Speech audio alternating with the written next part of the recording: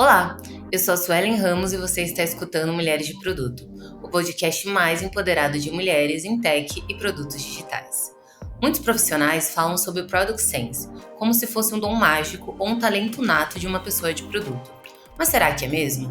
E se não for, como podemos desenvolver e melhorar nosso Product Sense para desenvolver melhores produtos que impactem significativamente a vida dos nossos usuários? E quando falamos em hipóteses, qual é o papel e a importância delas no dia a dia de uma pessoa de produto? Será que estamos realmente investigando problemas ou apenas confirmando as nossas próprias crenças? No episódio de hoje, nós vamos explorar a linha tênue entre Product Sense e hipóteses. Se você está começando agora na área de produto ou se está em transição de carreira e ainda sente que Product Sense é alguma coisa distante, esse episódio é para te mostrar que ele pode e deve ser desenvolvido. E para nos ajudar a entender ainda mais sobre esse tema, convidamos a Tamires Souza, Product Manager há 8 anos, já foi professora na Terra e estagiária no Facebook. Fica aí o fun fact. Seja muito bem-vinda, Tamires. Estou muito feliz que você está aqui. Oi, Su! Ai, que chique! 8 anos, bom, eu fiquei meio em choque quando você falou isso. Primeiramente, obrigada pelo convite, estou muito animada.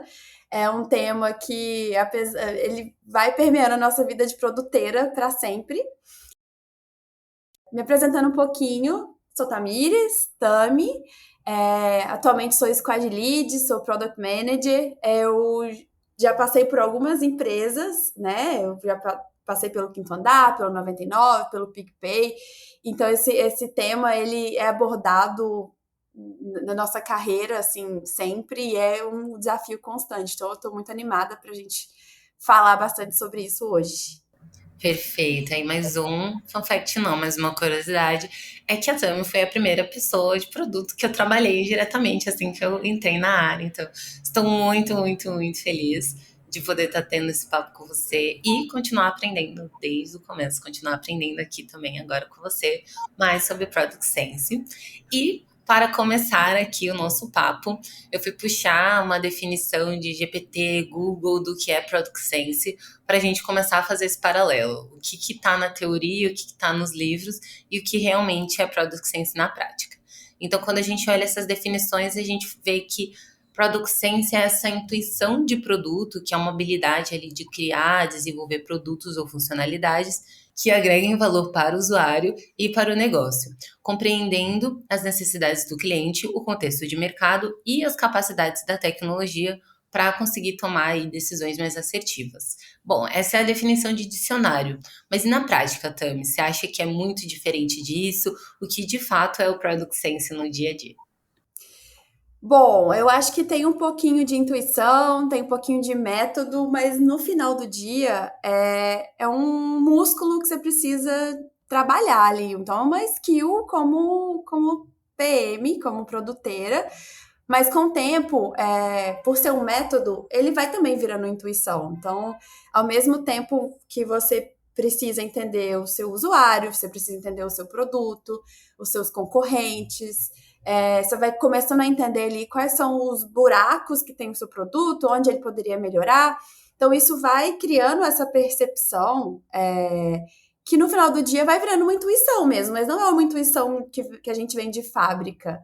É uma intuição que a gente vai trabalhando ela, a gente vai tendo contexto mesmo. Então, eu diria que é muito mais um contexto do que ali você vai estar envolvida dentro do que seu produto faz, do que seus usuários fazem, ou que você gostaria que eles fizessem, e aí você vai criando esse músculo para entender quais são as oportunidades que o seu produto tem. Fechou. Boa, entendi. Então, se há um método e algo de contexto, então entendo que a gente consegue ir desenvolvendo aos pouquinhos. Mas como que também a gente garante que essa parte que é um pouco de intuição não é só um PM validando ali um viés que ele já tem, sabe? Tipo, é um achismo. Como que a gente consegue separar essas duas coisas? Eu acho difícil não ter viés, então, principalmente quando você conhece o fluxo, conhece seus usuários, conhece suas limitações e principalmente ali quando você está envolvida num contexto, a gente tende a ficar com o olhar viciado, então é muito difícil não ter viés, mas é muito importante a gente separar que a intuição, o Product Sense, ele é um sinal e a gente tem que validar se esse sinal faz sentido. Então você valida com evidências. Que evidências você tem? Você tem feedback do seu usuário, você tem dados, você tem pesquisa. Quando você não tem nenhuma evidência, por exemplo, pode ser um produto novo que nem existe no mercado. Então você pode olhar para os seus concorrentes de como eles resolvem esse problema, para tentar entender ali se não é um viés seu, se de fato tem alguma confirmação. E também você pode confirmar, obviamente, testando com seus usuários, testando com o seu produto na prática. Boa. E aí eu fico pensando, lá no começo, quando eu entrei na área de produto, eu via outras pessoas de produto, tipo, tomando decisões super rápidas, ou conseguindo debater de forma muito rápida as coisas que vinham, e eu ficava tipo, ai, nossa, quando eu crescer, né, quero ser assim. E aí, essa parte que você falou do contexto, hoje eu percebo que é muito real, assim. Agora que eu já tô um tempo num contexto parecido, por mais que existam muitas mudanças constantemente, eu sinto essa casca, assim, eu acho que é um pouco disso, né? Você vai ganhando essa casquinha e, tipo, esse tipo de problema eu já resolvi, então acho que dá pra fazer desse jeito. Esse é um problema um pouquinho parecido com aquele, então talvez se eu juntar esse outro problema que eu resolvi desse jeito, com esse outro problema que eu resolvi desse jeito, dá pra fazer isso, assim. Então eu vejo muito isso. Eu acho que a gente conversava um pouco disso lá quando eu entrei, assim, na área. Eu ficava, nossa, realmente, a Thelma está certa.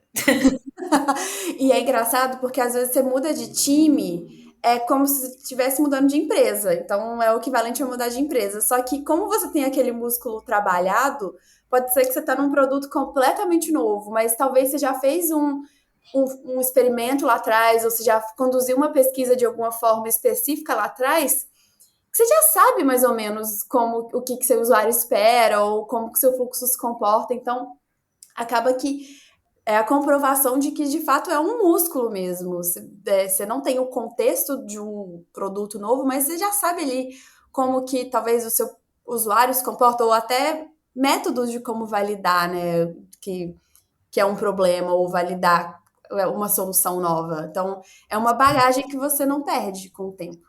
Isso é real. Ai, até fugindo um pouco aqui do roteiro, mas uma coisa que eu percebi, é claro, não ficar romantizar, mudar de time e contexto o tempo inteiro, porque também é muito cansativo. Mas eu não sei, às vezes mudar de time, sabe, tipo, quando você compra aquela roupinha nova da academia, que, tipo, dá um gás, assim, Porque eu senti isso, então, do ano passado para esse ano, eu tive uma mudança muito grande de time, que de fato mudou toda a estrutura do time, liderança, então, mudou o contexto, assim, e eu senti isso, eu, tipo, nossa, eu consegui rampar muito mais rápido.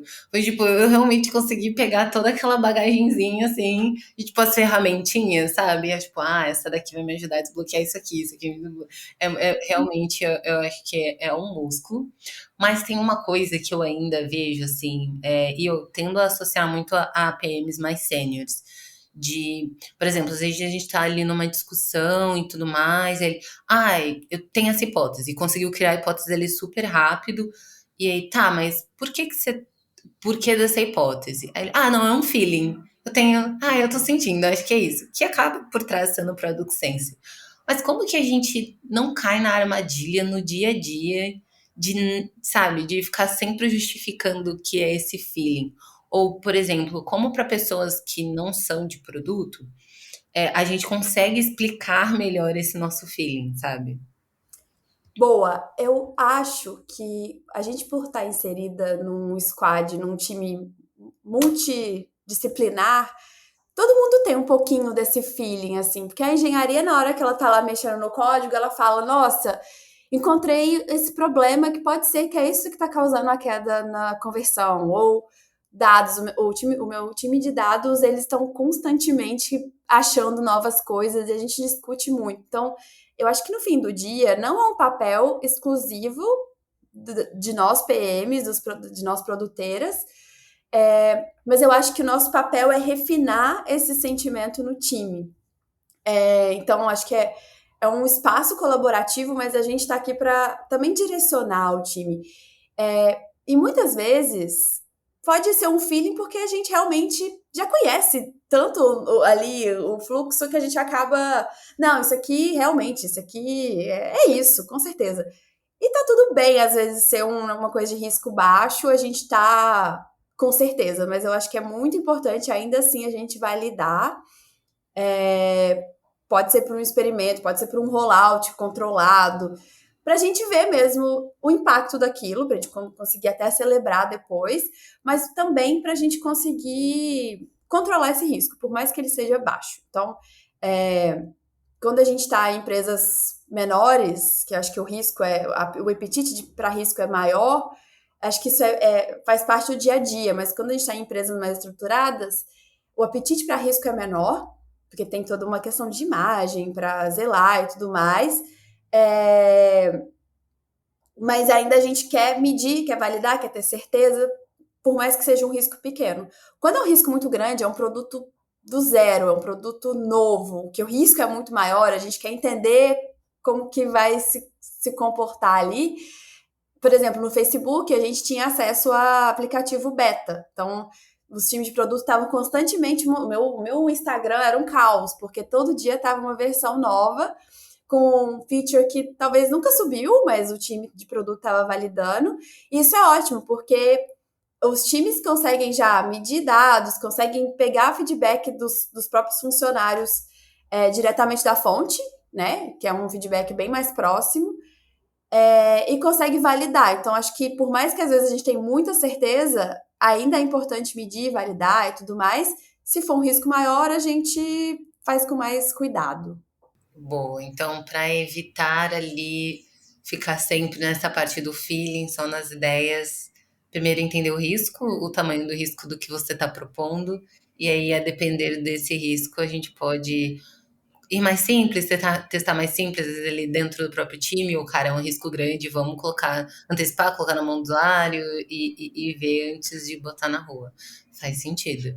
E aí, como você começou a falar um pouquinho sobre risco e tamanho de empresa, eu vou puxar uma pergunta que estava um pouquinho mais para frente, mas eu acho que tem bastante conexão com a tua resposta, de o Product Sense, ele tem muita diferença, então, se eu estou numa startup, numa big tech, para além dessa parte do risco? Tem. Eu acho que uma startup, os usuários eles já esperam ali uma coisa mais experimental. Acho que a empresa tem muito mais contato próximo com os usuários, com sua base de usuários. E ela quer colocar coisas na rua rápido, né? Porque é uma startup e ela quer se posicionar no mercado, quer se validar. Então, eu acho que a gente volta para o risco, que o apetite para risco é muito maior. Eu lembro que na 99 e até no Quinto Andar, na época eram empresas bem menores, não eram essas gigantes que são hoje. A gente colocava coisa no ar muito rápido. Tem até uma história muito engraçada, que na 99 era dia do rock, o time de marketing queria substituir os carros por guitarras, e era muito fácil fazer isso. E aí a gente mudou os carros por guitarras, só que a gente não viu o tamanho da guitarra. E ficaram guitarras gigantes flutuando pelo app, assim. Foi um meio caos esse dia. Mas para mostrar que, tipo assim, tinha uma ideia, a gente colocava no ar, já viu que dava erro, já voltava, porque era uma base muito mais experimental. A gente tinha muito contato próximo com os motoristas na época, então tem uma troca muito mais rápida. No Quinto Andar, teve uma época que eu trabalhei com um produto para corretores. Eu falava com os corretores, eu ligava para os corretores, porque era uma base muito mais experimental. Eu conseguia validar com eles direto na fonte. Já quando a gente olha para empresas maiores, por exemplo, eu vou botar o exemplo do Facebook na época, faz muito sentido ter o app para funcionário, porque não dá para a gente colocar uma empresa do tamanho que é a Meta hoje em dia para os usuários testarem na ponta.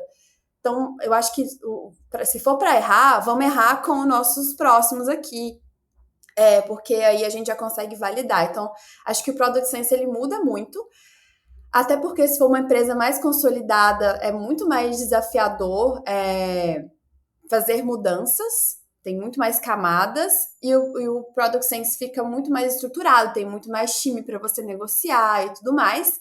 Enquanto em startup, acho que a velocidade conta muito. Então, errar rápido conta muito. Perfeita, não, concordo. Quando eu comecei, antes de, tipo, virar PM, eu era analista de produto numa fintech. E aí, era muito isso. Hoje, assim, depois de ter estudado um pouquinho, de ter um pouco mais de noção de ciclo de produto, eu olho para trás e fico, meu Deus do céu, como que a gente fez isso? Mas muito rápido. Tinha um produto, acho que era consignado, enfim, alguma coisa que eu queria colocar na rua rápido. E aí, assim, a gente só foi, contratou pessoas que iam ficar ligando para os clientes para eles poderem contratar lá um empréstimo, enfim, não vou lembrar com muito detalhe. E deu errado, tipo assim, deu errado na segunda semana e, tipo, nossa, não, volta atrás. Só que, tipo, já tinha contratado 5 pessoas, a gente foi pra São Paulo, fez o treinamento com essas pessoas. E só que foi tudo muito, muito rápido. Eu acho que um mês e meio, alguma coisa assim, já tinha dado errado. E hoje, quando eu olho pra trás, assim, existiam muitas maneiras mais baratas de ter testado a nossa hipótese de que seria um bom produto, sem contratar pessoas, querendo ou não envolver vidas nisso, né? Porque uma pessoa que foi contratada e o produto deu errado, né? Ela vai ter que se programar caso eles consigam realocar ela ou não. Mas hoje, onde eu estou, eu não imagino a gente fazendo isso. Até porque, por conta da burocracia. Então, tipo, tem um risco reputacional da empresa, que ela não vai mais correr da forma como corria antes, e muitas mais camadas, e realmente torna uma burocracia, até você conseguir validar a tua hipótese, às vezes demora tanto que até já passou, assim, sabe? Mas isso que você falou, eu fiquei pensando, nossa, é real quando eu olho pra trás. E dá para perceber também que empresas maiores, atualmente já estou falando de roadmap para 2026, sabe? Então a gente se prepara muito mais, as coisas são muito mais robustas. Por mais que seja uma mudança pequena, às vezes a gente se planeja muito mais. Em startup a gente vive uma sprint por vez. Então, vai lá, põe no ar, a gente testa e aí a gente pode até planejar o próximo quarter, que eu acho que é o limite que a gente planeja. Mas quando a gente está em empresas maiores, a gente tem que se preparar muito mais, porque tem muito mais times envolvidos, muito mais camadas de aprovação, né? Enfim, a gente volta a discutir, tem um vai e volta, antes da gente de fato começar a pôr a mão na massa. Então, é bem diferente. Sim. E aí, a gente começou a falar um pouquinho sobre isso, né? Sobre hipóteses, sobre quebrar esse feeling de uma maneira mais estruturada para conseguir levar para o time, conseguir testar e validar. E aí, entrando mais na parte das hipóteses, queria saber de você, assim, dicas e como você acha que a gente pode fugir daquelas hipóteses que são achismos chiques. E assim, eu entendo que às vezes você vai ter um achismo chique refinado já, assim, às vezes seu sense tá tão bom que seu achismo realmente é muito bom. Mas quando você vê, tipo, pera, será que é isso mesmo? Quando você às vezes ouve de outra pessoa, tipo, cara, será que é isso mesmo? Será que você tem todo o contexto? Enfim, como que a gente foge disso, tentando menos validar algo que a gente já quer saber e sim validar algo que seja bom para o usuário, sabe? Acho que a gente tem que voltar sempre para a pergunta de por quê, o que, que a gente está resolvendo? De onde vem esse achismo chique meu? Parece clichê falar isso, mas dar um passo para trás e olhar qual é o problema que eu quero resolver. Como que a gente sabe que esse problema está sendo resolvido? Então, as minhas métricas, como que eu sei que realmente está mudando o meu problema? Quem que é o meu público para esse problema? Então, é muito importante a gente sempre trabalhar no campo do problema e não pular direto para a solução. Eu sei que é muito difícil, às vezes, a gente fazer essa separação, mas muda todo o jogo quando a gente entende o mundo do problema para depois pensar na solução. Então, quando a gente entende o problema, isso vai dar uma base de conhecimento mesmo, é, antes de pensar na solução. E pode ser, que pode acontecer mesmo, de eu entender o problema, entender ali de onde vem e o meu achismo chique ser de fato o que resolve o meu problema. Acontece, tá tudo bem e ótimo que você tá nesse nível. Mas é bom ter isso estruturado de uma forma que, até para comunicar depois, fique mais fácil. Porque também pode acontecer de, na hora que você está explorando o seu problema, você chegar em outra conclusão, chegar em outra solução. Então, é muito importante, antes de pensar em solução, a gente pensar no problema. E, às vezes, pode acontecer desse achismo chique chegar de uma liderança, não, você vai resolver o seu problema desse jeito. Que acontece também, a gente tem que lidar com esse tipo de situação, às vezes. E o nosso papel como produtora é entender de onde vem o raciocínio dessa pessoa, que também é voltar para o problema, querendo ou não, e se de fato for o caminho que vai ser tomado, é saber comunicar também ali, ser muito explícito do que é esperado dessa solução, ou quais são as outras alternativas de caminhos, porque pode ser, às vezes, que quando a gente navega pelas soluções, pelas nossas hipóteses de solução, porque não é a solução ainda, a gente vai validar, a gente começa a viajar, assim, a chegar em lugares longe. E a gente tem sempre que voltar a alinhar a expectativa com o nosso time, com a liderança, com os stakeholders, que tá ok ser uma solução simples. Às vezes, não precisa ir com achismo chique, uma solução sofisticada. Uma solução mais simples, que a gente consegue validar mais rápido, resolve o problema. Então, o nosso papel é saber limitar, é saber versionar uma solução, é saber principalmente priorizar. Porque às vezes é melhor adotar uma solução simples, que a gente consegue validar rápido, do que investir mais tempo do time e demorar mais a entregar valor e voltar a resolver aquele problema.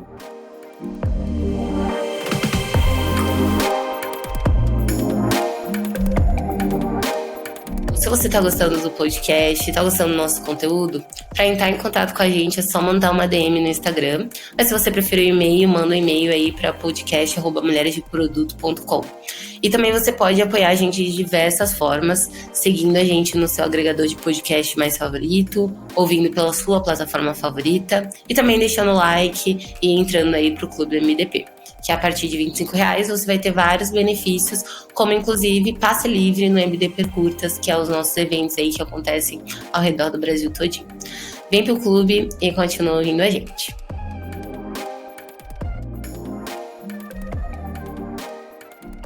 Perfeito. E é muito complicado, é muito difícil.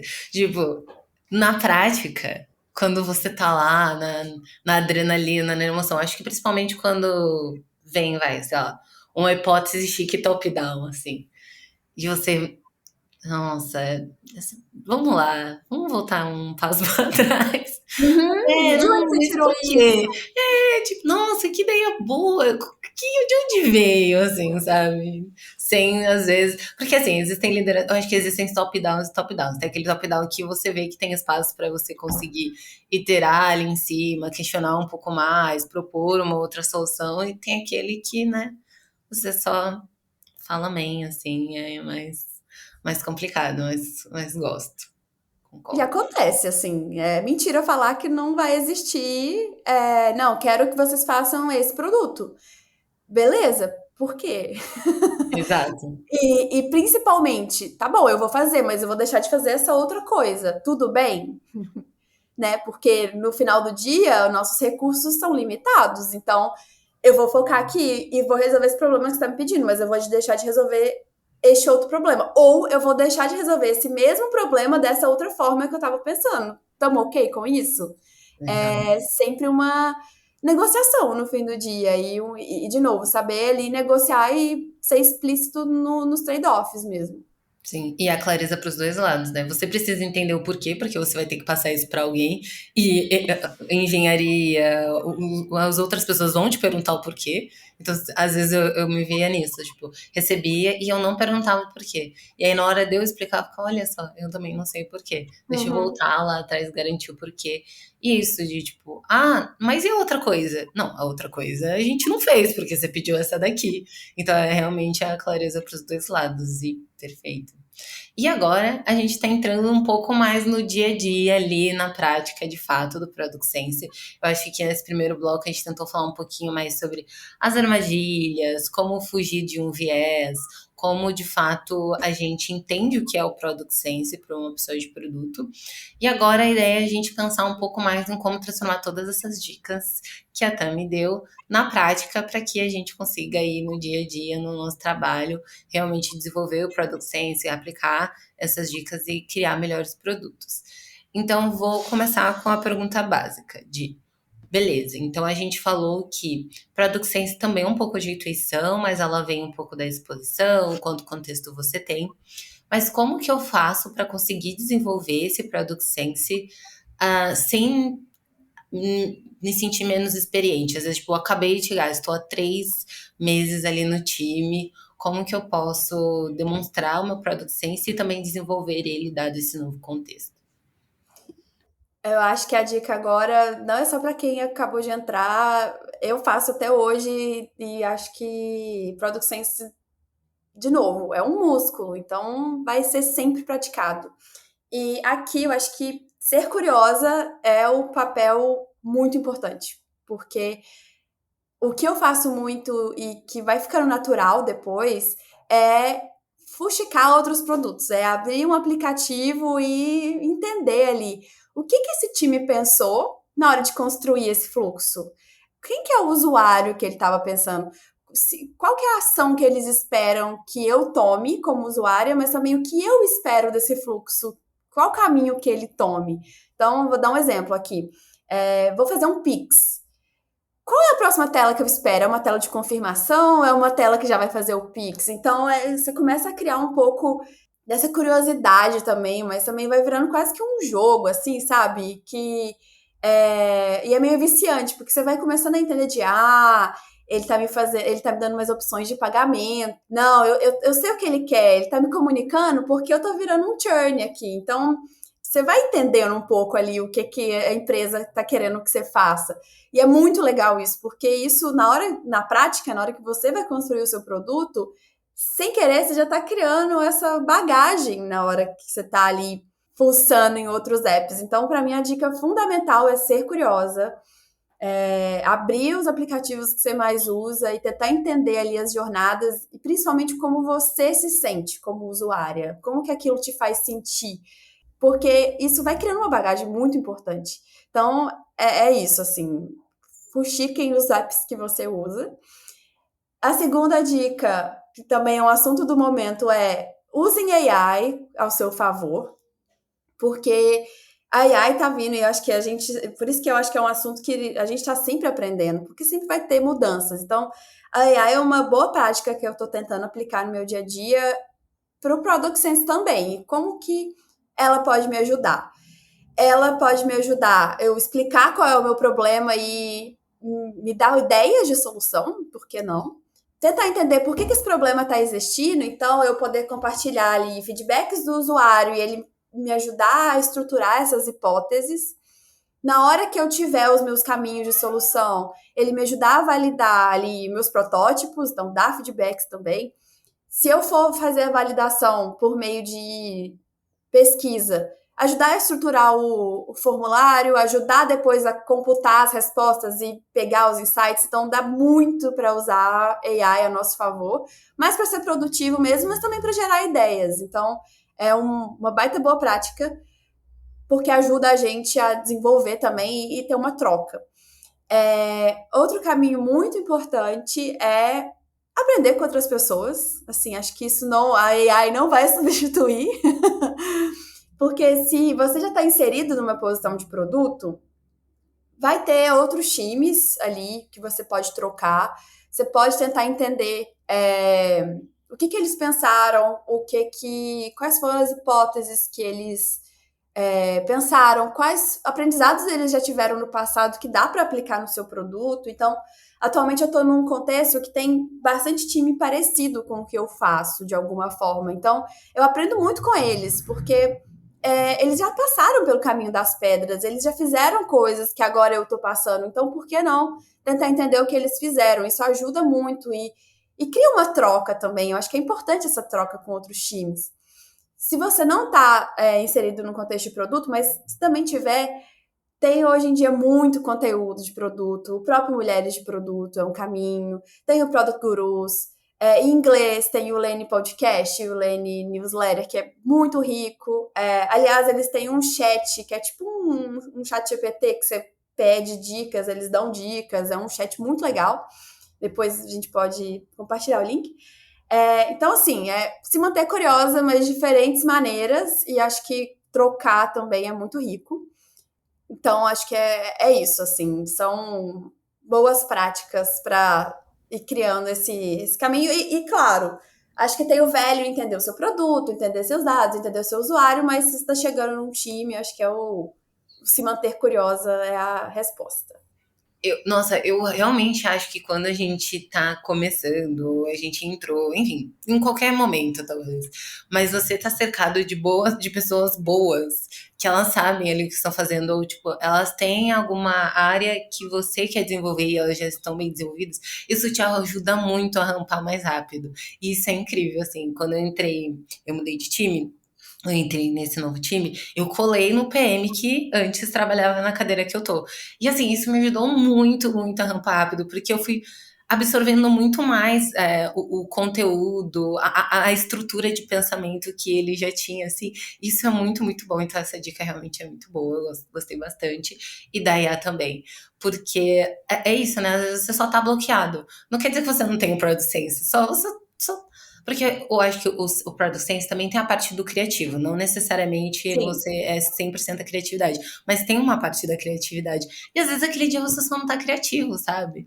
E aí ajuda você a pensar, até tipo, ele vai te dar várias sugestões ruins e aí você vai, essas daqui eu realmente não quero. E aí você, a partir daquilo, Mas saber o que é consegue uma ideia pensar. ruim também é product sense, né? Meio que assim, é um senso de que é ruim. Em algum caminho você já tá indo. Exato, exato. Não, claro, acho que falar com o time também é muito importante, mas usar a AI para desbloquear isso, às vezes você realmente fala, não sei como resolver esse problema, não tenho nem ideia.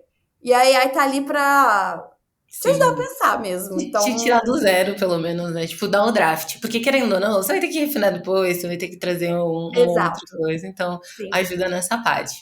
E aí, quando a gente também fala de Product Sense na prática, tem o mundo lindo, maravilhoso, que a gente já tá lá no dia a dia, no trabalho, exercendo o Product Sense. Mas também tem o Product Sense que a gente tem que demonstrar em uma entrevista de emprego. E aí, como que a gente se prepara para conseguir demonstrar na entrevista? Ali que a gente tem aquele tempo um pouco limitado, a gente também acaba tendo recursos limitados.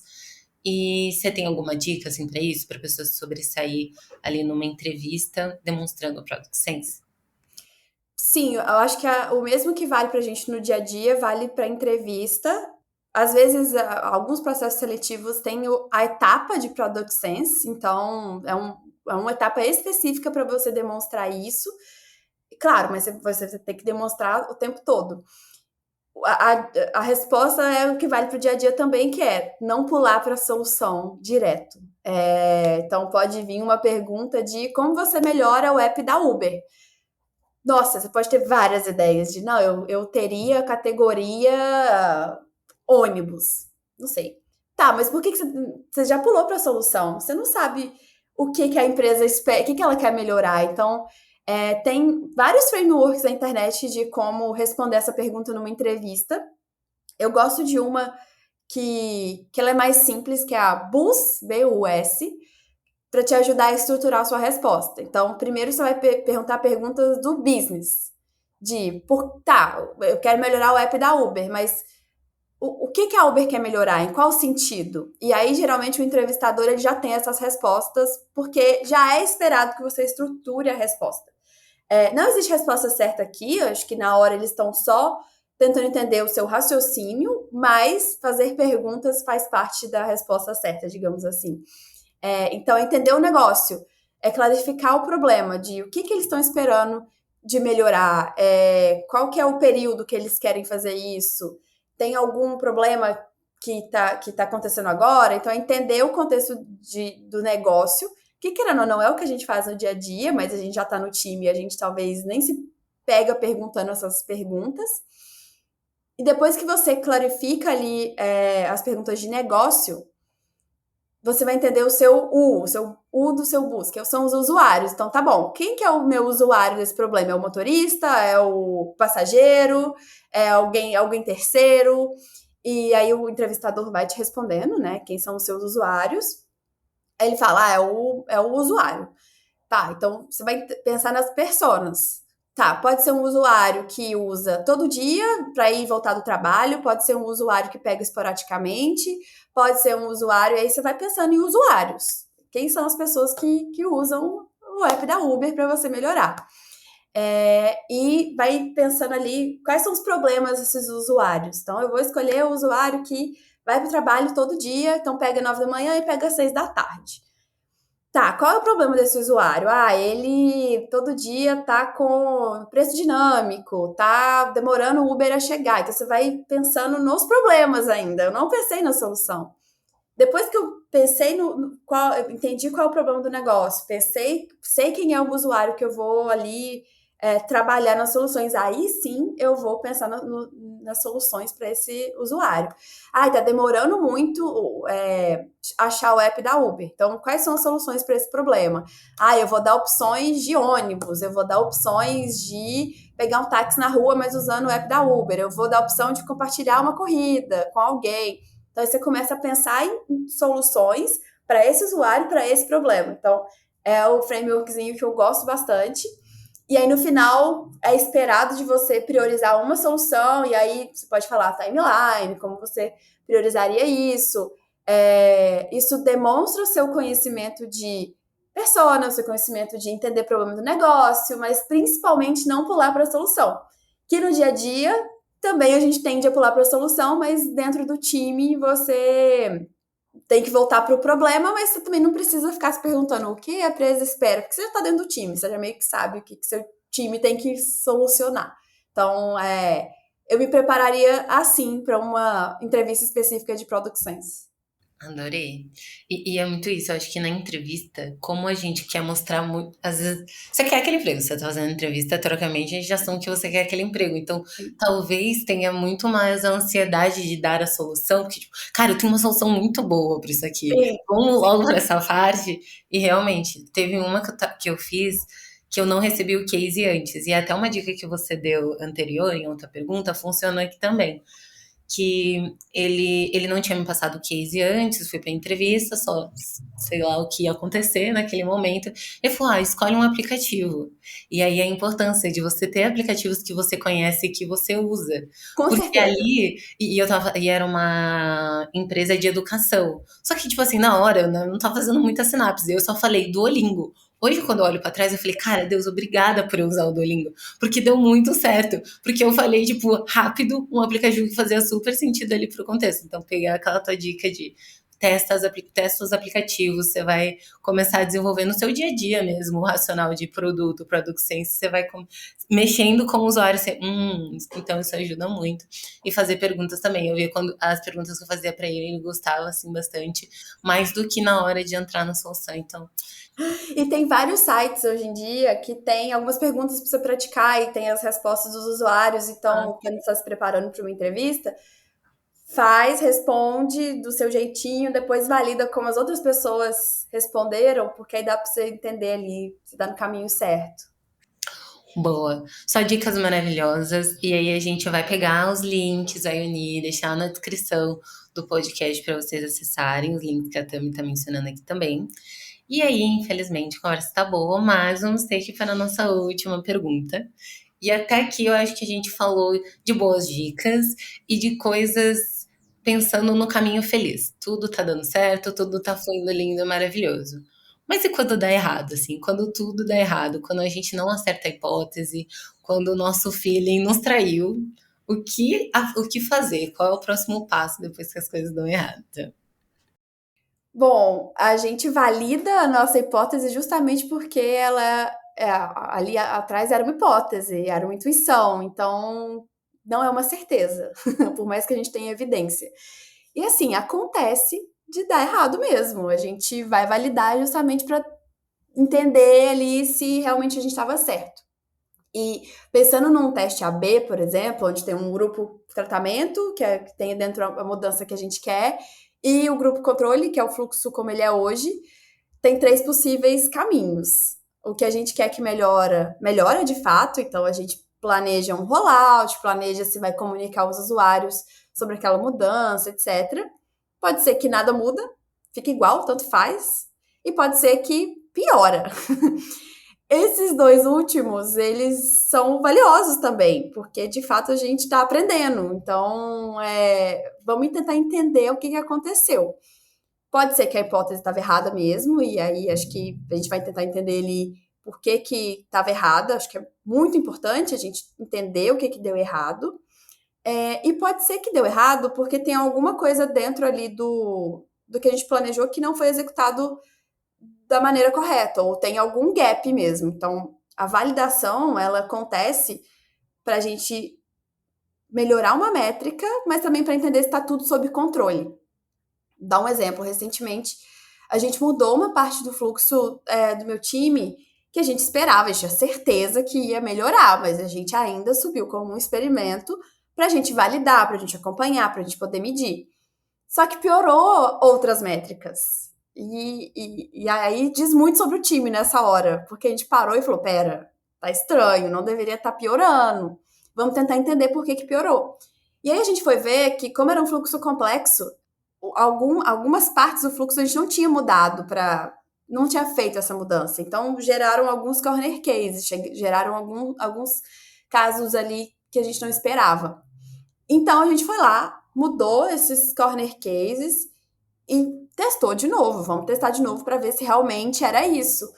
E era, então, no final deu tudo certo, a gente validou, a gente rolloutou, mas é muito importante e diz muito sobre como a gente faz, como a gente reage quando dá errado.